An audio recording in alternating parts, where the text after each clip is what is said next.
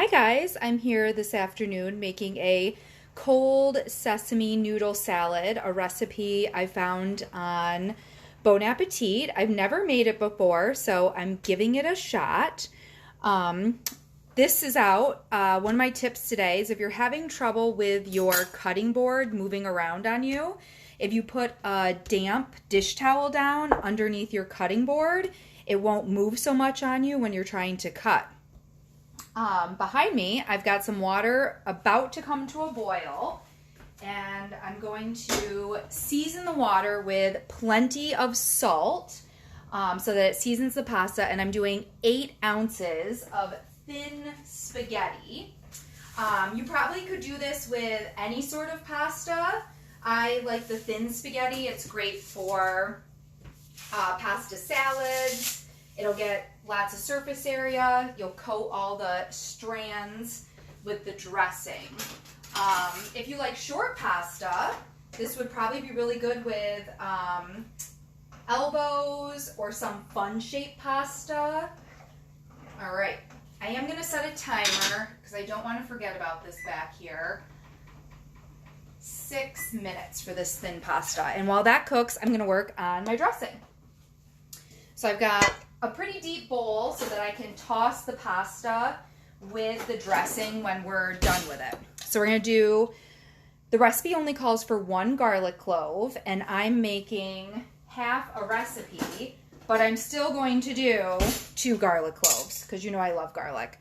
So my microplane, one of my favorite tools, and again I'm holding the peeled garlic by the little stump end, and I'm just going to microplane in, like I said, 2 garlic cloves, because I just love garlic, and I think it goes well with pasta and in these Asian dressings. See, that doesn't even look like that much. Definitely we can do 2 cloves. Yummo! There's a thunderstorm rolling through, so if you hear craziness in the background, I apologize. All right, fantastic. We're also going to do a 1/4 cup of white miso paste. This is the only one I was able to find at Wegmans today, this organic white miso, so we'll give it a try. I know I don't normally measure. If you guys have watched my videos, I'm a big eyeballer, but since this is the first time I've ever made this recipe, I'm going to follow the directions for the most part. And get the flavor profile, and then once I know what it's supposed to taste like in the future, I'll just wing it. All right, 1/4 cup of that. We also need 2 teaspoons. So this measuring spoon is great. It's already 2 teaspoons of sesame oil right in there. And we're going to do 2 teaspoons of brown sugar. Let me give the noodles a stir real quick. We don't want them sticking together or clumping. That looks nice. 2 teaspoons of brown sugar. Right in. Super. And we need an 1/8 of a cup of lime juice, and I could squeeze this into a measuring cup and then, but I think I'm just going to eyeball it because I don't want to wash all these dishes. So remember, my trick is to cut the ends off the lime and then cut the lime in half so I get even more juice out of it. And I'm going to use my little well on here. All right. Ooh, that's got a good amount of juice in it. You never know with lime. Sometimes they're dried out, gross. These ones are looking pretty good. So 1/8 of a cup is 2 tablespoons. And I do not believe that's 2 tablespoons of juice. So I'm going to do another lime. Plus the lime flavor is delish. Does not call for the zest in this recipe, so I'm not going to zest them. Feels kind of wasteful. All right, let's see what this looks like. That's much closer. All right, let's go with that. And let's whisk this together. smooth out that miso paste. So miso is just fermented soybeans. I'll tell you the ingredients on here. Water, soybeans, rice, salt, yeast, culture. And it's pretty smooth. It's like a pureed, like refried beans, that texture. And when you taste it, it's really savory, salty, of course. All right, that's looking pretty good. And now we're gonna whisk in half of a third a cup. So a third a cup is 5 1/3 tablespoons. So we need 2.5 tablespoons. So 1/8 of a cup is 2 tablespoons. And then I'm just gonna do another splash of oil on top of that. There we go. Pretty close. And we'll look at the liquidity of this dressing. And if we think it needs to be looser, I'll just add a little water to it. So that looks pretty thick. I am going to add some water. We want this to be coating our noodles. That looks much better. Don't you think? Oh, 1 minute left on the pasta. Excellent. Honestly, I feel like that is kind of thick still. Just do a touch more water. All right, let's give that a little taste. Ooh, already that's so delicious. All right, we're gonna set our dressing to the side and work on the vegetables that are going into this.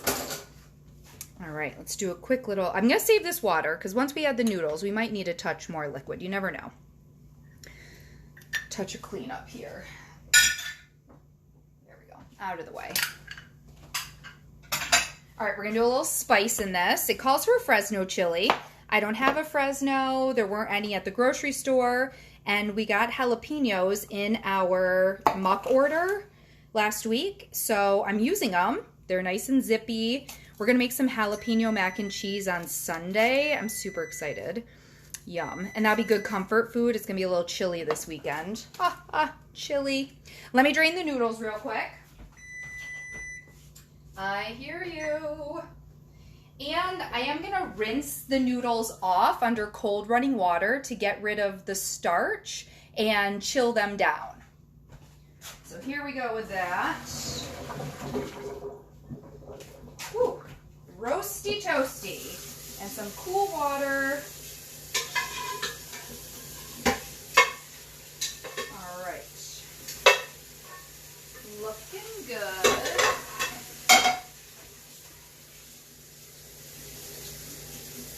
Rinse, rinse, rinse. Nice cold water. All right, and those can just drain in the sink while we do our vegetables. All right, like I said, the recipe called for 1 whole Fresno. I'm gonna do half of a jalapeno. Seems like a good trade. Fresnos are pretty spicy. I cooked with a Fresno for the first time a week or two ago when I made not pan-seared, I lied.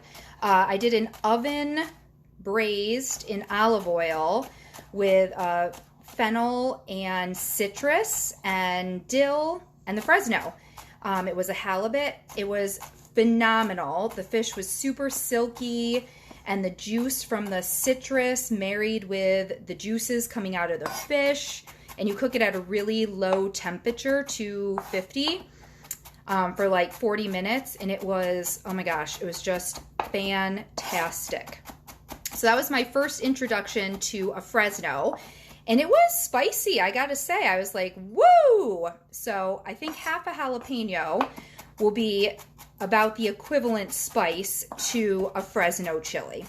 Jalapenos are tricky because sometimes they're really mild and sometimes, yowzers. One year, Seth, who's the green thumb, I do the cooking, he does the growing, grew jalapenos here at home. Those were beyond spicy. Holy cow. I don't know what, species we got, but man, they were intense. So I'm just going to put the jalapeno right into our dressing. Get it out of the way. And now that the noodles have drained, I'm going to put them right into the dressing so that they can start to absorb and get coated, and then we'll add our other couple of vegetables. We're going to do some scallions and some cucumber. Ooh, how good does that look already?